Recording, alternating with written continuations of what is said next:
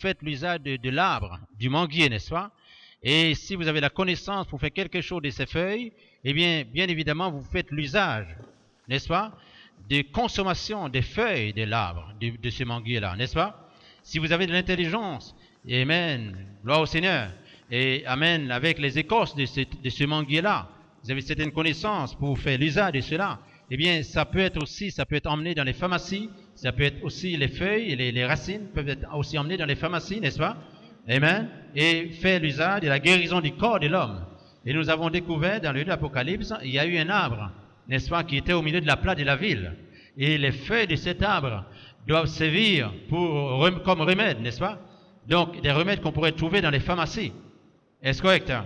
Donc, nous avions découvert que la parole de Dieu en quelque part a été détournée sous une mauvaise inspiration. Et ça a balayé le monde.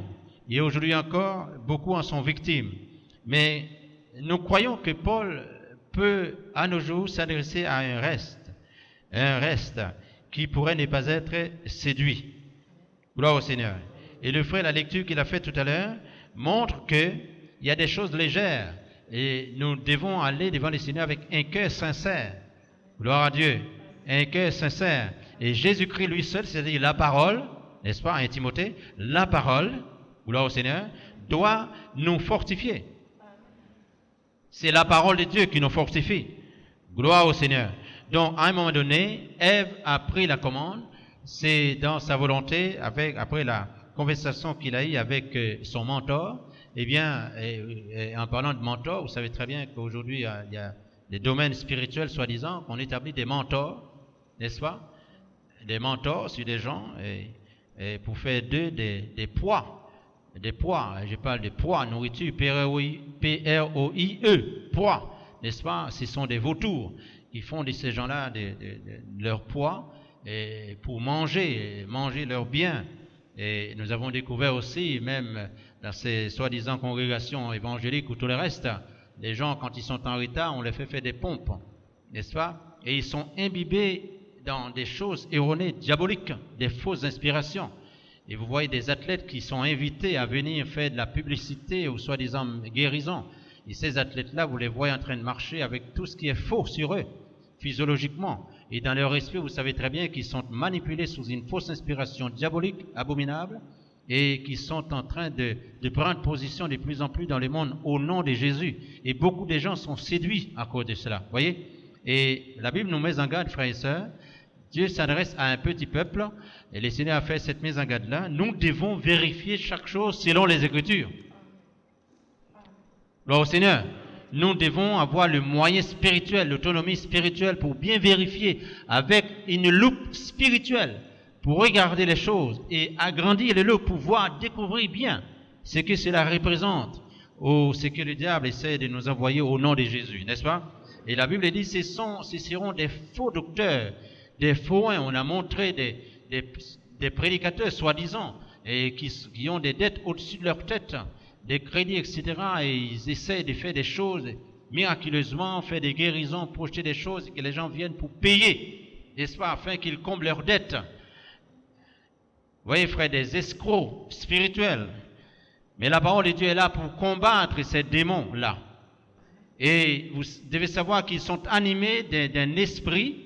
Il y a sur eux un esprit. Ils font des manipulations. Mais l'église de Dieu qui est l'appui de la vérité, vous et moi, je l'espère en tout cas, n'est-ce pas?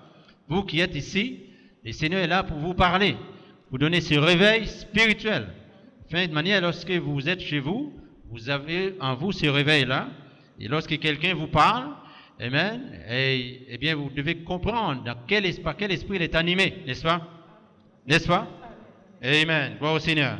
D'abord, les principes de la parole de Dieu, les principes de manière à porter l'évangile, et tous ces principes-là ont été presque déracinés.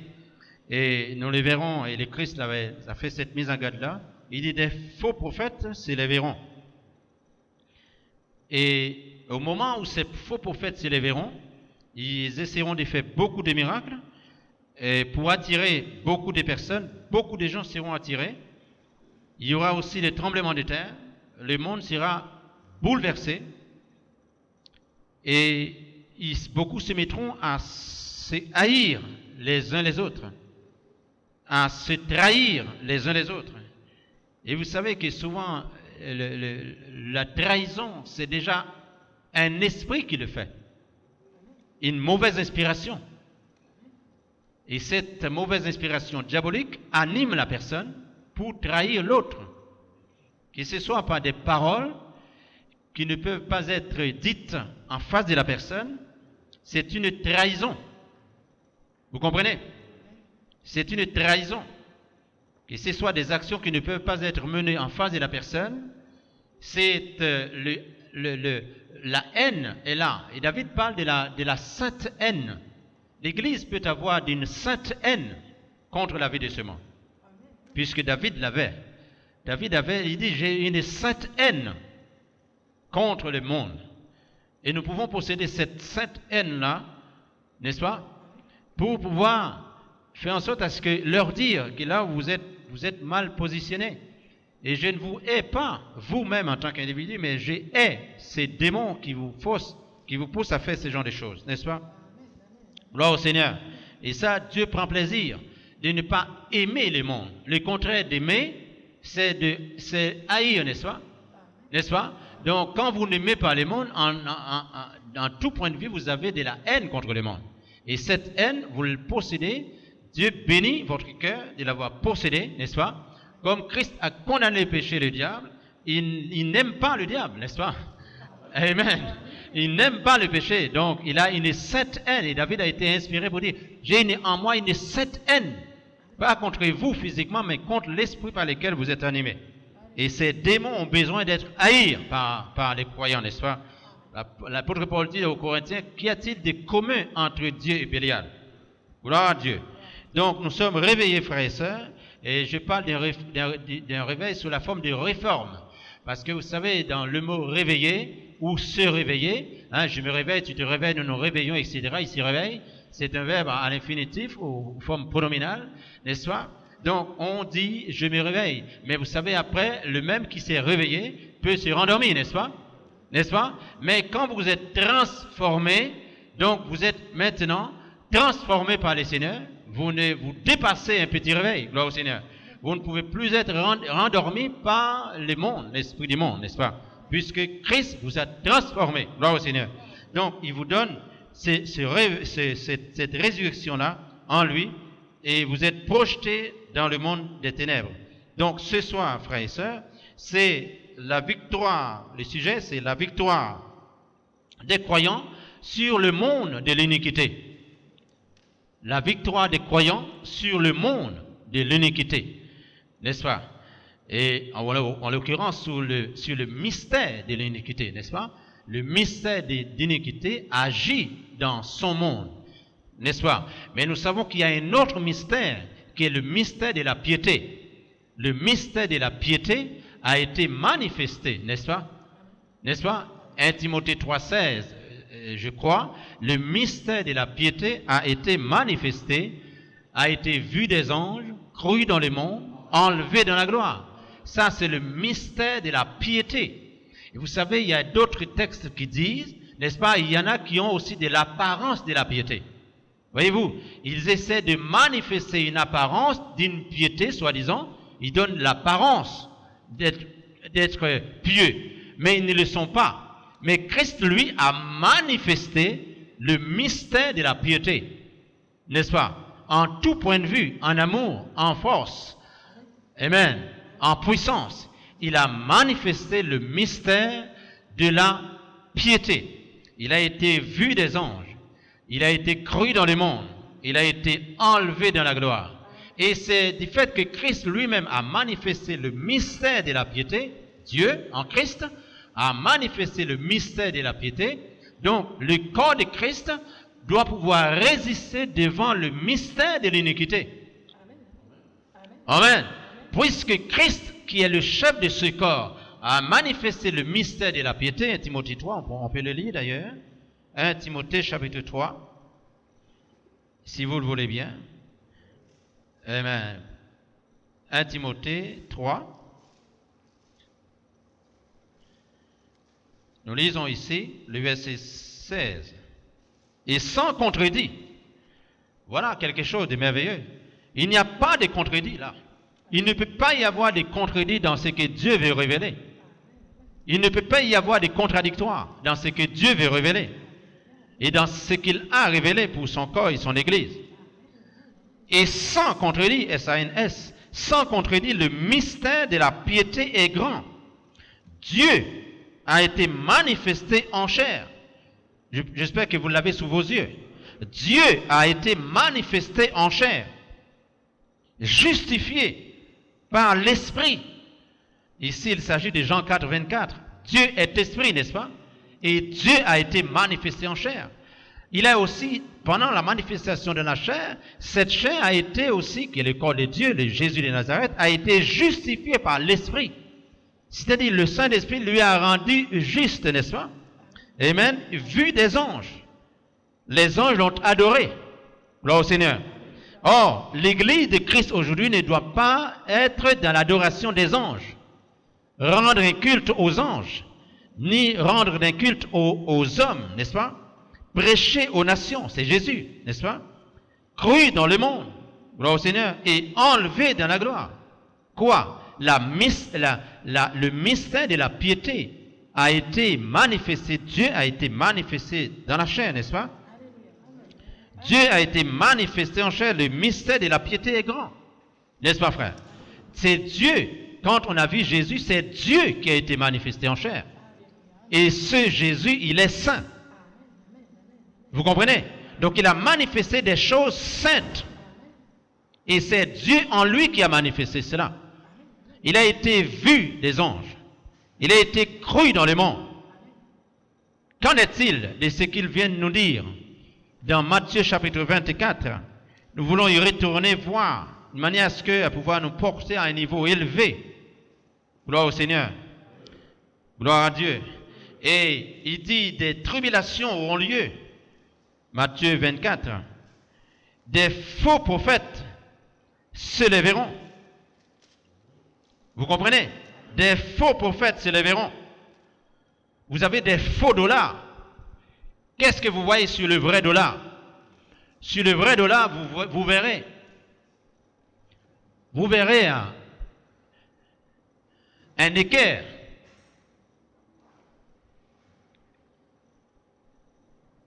Amen. Sur le vrai dollar. Vous verrez un équerre. Et vous verrez aussi un compas, n'est-ce pas? Sur le vrai dollar. Et les deux sont croisés ensemble. Et vous verrez dans le croisement, vous verrez une image, le satanisme. Qu'est-ce que vous voyez encore sur le dollar, le vrai dollar? Je parle du vrai dollar, n'est-ce pas? N'est-ce pas?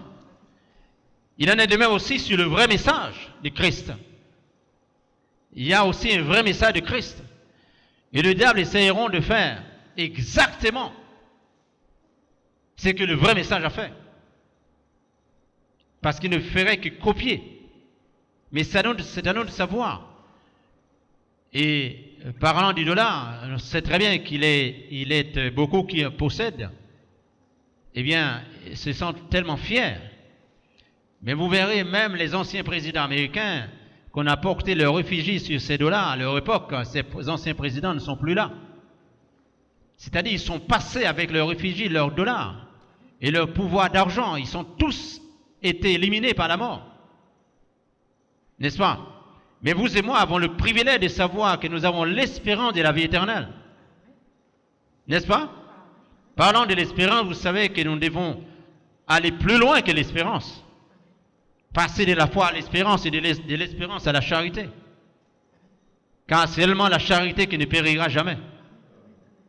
Vous êtes là, non? Vous êtes instruits, frère, non? Amen. Donc, ayez la vérité pour ceinture, c'est ce que dit Paul. Car le combat que nous menons aujourd'hui, frère, ce soir, je suis là debout en train de vous parler, demain soir, ou la semaine prochaine, ça pourrait être vous-même, et ça doit l'être. Mais que je puisse entendre les vérités profondes que Dieu dispense à son peuple. Quand, n'est-ce pas, je serai au bas de la salle, avec l'autorité souveraine, que vous puissiez réveiller la conscience des inconscients. Et qui nous a rendus inconscients de la vie de Christ. Ce n'est pas nous, c'est la force démoniaque qui nous rend inconscients, vous savez. Les choses principales que Dieu a établies pour la conduite des saints ont été déplacées par les forces du mal. Sur le vrai dollar américain, vous verrez que tous ces effigies des hommes, etc., ils sont restés dans les annales américaines, mais leurs chairs ont disparu par les flots de la mort. Sur ces dollars, vous verrez aussi je parle de l'équerre, n'est-ce pas? Et le compas que vous avez, les enfants l'ont aussi à l'école, etc. Et l'équerre, vous savez, ça pour prendre un coin, etc., n'est-ce pas? Et cela a une signification dans le monde des ténèbres. Et toutes ces choses ont été mises en exergue par l'inspiration du monde des ténèbres. Et lorsque Christ nous donne la révélation de sa parole, vous allez assez loin pour démolir ces démons-là, afin de les faire sortir et de briser leur influence sur les croyants du Seigneur. Vous comprenez? Et qu'est-ce qu'il y a encore sur le vrai dollar? Vous verrez sur le vrai dollar une pyramide sur le vrai dollar. Si vous avez des dollars américains chez vous, vérifiez, vous verrez bien. Et au-dessus de la tête de la pyramide, il y a un œil. C'est un œil éliminatif. Et que les gens aujourd'hui s'essaient de toutes ces choses-là avec les forces négatives des ténèbres. Les démons se sont réveillés de la mort. Et sur les faux dollars, que les gens essaient de fabriquer pour faire du marché noir, pour tromper. Le faux dollar a aussi les mêmes choses. Parce qu'il faut que ça soit à peu près pareil. Pour pouvoir bien tromper. Acheter avec des faux dollars. Amen. Acheter avec des faux dollars. Le même esprit qui est dans le vrai dollar. La puissance des ténèbres qui est dans le vrai dollar. Les faux dollars sont des limitations. Ils limitent, bien évidemment, les vrais dollars. Et tout ça, c'est la tromperie qui continue. Mais qu'en est-il pour vous et pour moi, frères et sœurs? Lorsque le Seigneur nous ouvre l'intelligence, dans le livre de la Genèse, le mot Béthel a commencé dans Genèse 28. C'est avec Jacob. C'est pour la première fois que Béthel a été cité dans la Bible. Et c'est pas une révélation. Êtes-vous avec moi? Êtes-vous avec moi? Pendant ce temps, vous essayez de capter cela afin que vous soyez fortifiés dans ces genres de révélations bibliques. C'était pour la première fois que le mot Béthel, qui signifie maison, a été cité dans la Bible, Genèse 28. Et ce n'est pas une révélation que Dieu a donnée à Jacob. Il dit certainement Dieu est ici dans ces lieux, là où il s'est révélé à moi. Et il a dressé un chevet et une pierre en guise d'une reconnaissance envers Dieu. Et dans Genèse 35, vous savez, après Jacob a fui son frère, qu'il les haïssait. Et ce sont ces mêmes démons qui arrivent dans Matthieu 24. Ils se haïront, ils se trahiront les uns les autres. Vous voyez, non? Amen. Mais Jésus qui était avec Jacob, il savait que ces démons étaient toujours là. J'ai vu dans le jardin d'Éden, ne dites jamais, frère, que nous soyons, le peu que nous soyons ici, que le diable n'est pas jalousé de nous. Dans le jardin d'Éden, il n'y en a eu que 2. Mais il est allé quand même pour déstabiliser les choses. Vous voyez, non?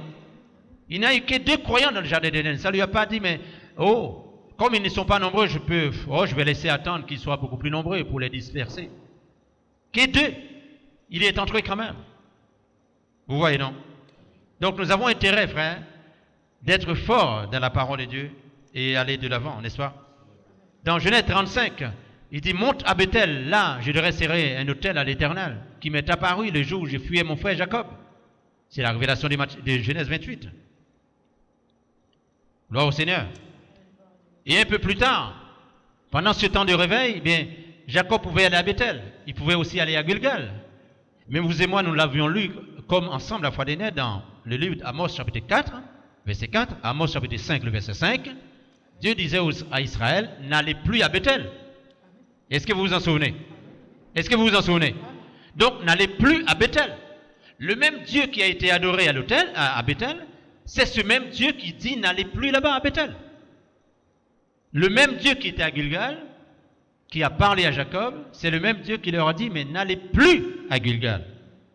Avez-vous le sommeil ce soir? Êtes-vous ensommeillé ou avez-vous envie d'être sous l'emprise du sommeil? Non.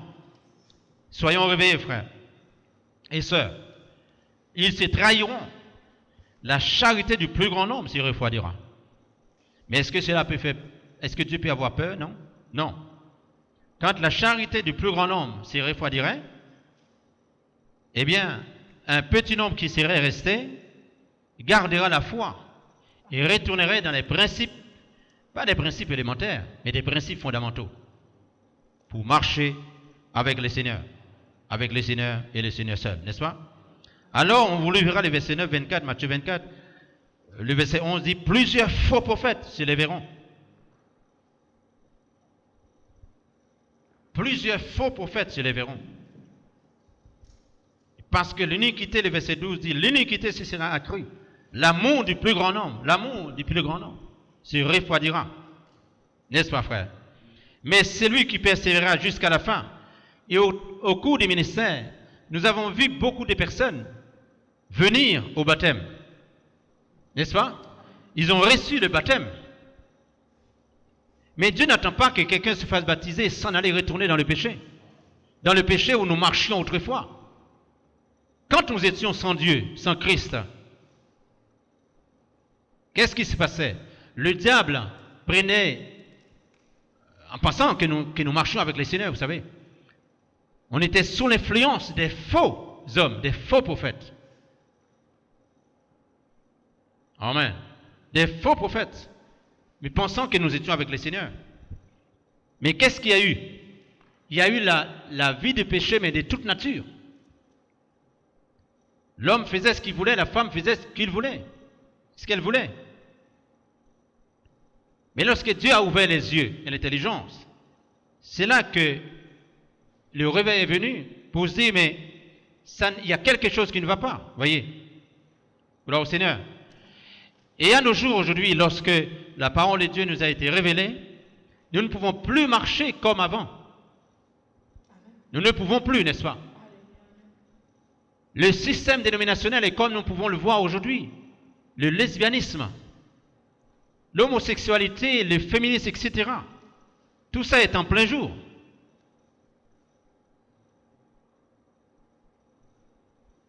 Mais les gens pensent qu'ils marchent avec le Seigneur. Vous avez même aussi maintenant une Bible. Une Bible des efféminés, une Bible des hommes qui sont devenus femmes contre nature. Ils ont leur Bible. Vous comprenez? Mais quand vous lisez dans la Bible, vous voyez le contraire, n'est-ce pas? C'est que vous lisez dans la Bible qui est contraire, elle ne sera pas contraire dans leur Bible. Des fausses inspirations ont remonté le temps des siècles. Aujourd'hui, pour venir prendre place et donner la position, donner la pensée aux croyants, de dire, mais nous sommes quand même croyants, Jésus est avec nous. Vous voyez, non? Et les gens peuvent voir des anges rebelles s'habiller en blanc dans leur sommeil, etc. Ils peuvent dire, mais j'ai vu Jésus. Vous voyez, non? Mais si ceux qui ont vu Jésus, ce n'est pas un fantôme, ce Jésus doit leur emmener dans la parole de Jésus. Parce que Jésus est la parole, vous comprenez? Vous comprenez? Gloire au Seigneur. Donc, sur ces faux dollars américains, vous verrez cette pyramide mortifère qui représente les dieux de l'argent et l'œil qui est au-dessus de la tête. Ce sont des illuminatifs qui sont là.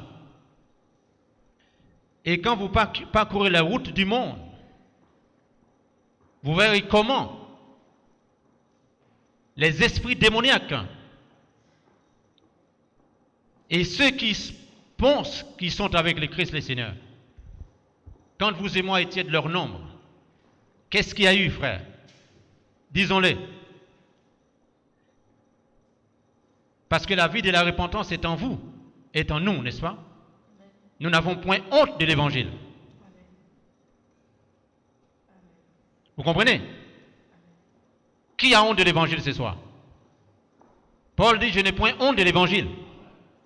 Car c'est une puissance transformatrice. C'est la puissance de Dieu manifestée qui devient l'évangile, et l'évangile est la bonne nouvelle. Donc, quand vous étiez malade et vous êtes guéri, bien vous avez une bonne nouvelle, non? Vous témoignez d'une bonne nouvelle. Et vous n'avez pas peur de dire j'étais malade. Vous comprenez? Parce que vous avez une bonne nouvelle qui est entrée en vous, la nouvelle de la guérison maintenant. Et cette maladie a été chassée, et là vous témoignez d'une bonne nouvelle. Nous fait croire qu'on était avec le Christ. C'était la vie du péché, mais le péché mortel. Les saletés du monde. Le sexe avant le mariage. Vous comprenez? Et ces démons qui ont remonté l'enfer ont donné des fausses inspirations. Et quand vous verriez ceux qui étaient soi-disant, n'est-ce pas, et qui sont un peu partout, qui ont le monopole, vous dites, mais ces gens-là, ils sont bien, et pourquoi pas nous alors? Si Jésus est avec nous, avec eux, nous savons qu'il est aussi avec nous. Mais quand Dieu a ouvert votre intelligence de la parole, vous voyez que non, on était sous l'inspiration du malin. Et si on était mort dans cette condition-là, on était perdu. Vous comprenez, non? Êtes-vous avec moi? La parole de Dieu vous a emmené à un niveau où vous dites merci Seigneur de nous avoir montré ces choses-là. Vous comprenez? Et souvent, les séductions sont plutôt, même dans des soi-disant lieux de rassemblement. Les séductions sont à plein jour, frères et sœurs. Vous ne dites pas amen. Mais c'est tellement vrai. Ils sont soi-disant, ils apportent la parole de Dieu. Mais ils se trahissent. Comme on pouvait aussi se trahir les uns les autres. Mais Dieu nous a donné grâce. Quand nous venons à la parole, c'est pour nous accrocher à la parole de Dieu, n'est-ce pas? Pas pour nous trahir, nous haïr les uns les autres. Des choses que nous disons dans le dos de l'autre. Vous avez déjà vu quelqu'un qui va remplir un constat amiable, n'est-ce pas, en dehors de celui avec qui il a l'accident? Mais ça se discute après. Vous ne pouvez pas cocher après lui, là. Il faut qu'il ait... C'est un constat amiable, n'est-ce pas? Et quand vous discutez devant l'autre, il lui dit ce qui ne convient pas. Donc vous êtes en mesure, n'est-ce pas, de l'entendre. Et qu'il est en mesure aussi de t'entendre, n'est-ce pas? Gloire à Dieu. Vous êtes là, non? Donc Dieu, dans la parole, nous fait cette mise en garde là. Le péché abominable, les choses. Et aujourd'hui encore, frère, ces faux prophètes sont là. Et vous les voyez dans les plus grands établissements du monde pervers, dans ce monde religieux. Et tout le reste, les grandes fédérations sont sous l'inspiration diabolique abominable. Ils sont sous le pouvoir d'argent. N'est-ce pas?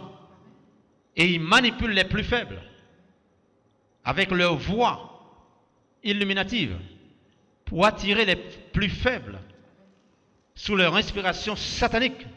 Et ce sont d'ailleurs des satanistes parce qu'ils sont dans le système du satanisme. Vous comprenez? Ça, c'est le mystère de l'iniquité. Et comment les croyants pourront briser ce mystère et résister devant ce mystère de l'iniquité? Eh bien, lorsqu'ils pourront manifester, n'est-ce pas, comme Dieu a manifesté le grand mystère de la piété. Ils ne vont pas avoir l'apparence de la piété, régnant ce qui fait la force, non. Ils vont avoir la piété dans la parole. Car la parole, c'est ça qui fait la force. Quand ils ont l'apparence extérieure, tout comme nous pouvons le voir aujourd'hui, frère, amen, et que les Seigneur nous prête secours. Nous sommes dans un monde qui demande beaucoup de choses, beaucoup de choses. Ne nous laissons pas emballer, mais soyons humbles, soyons simples. N'est-ce pas? Amen.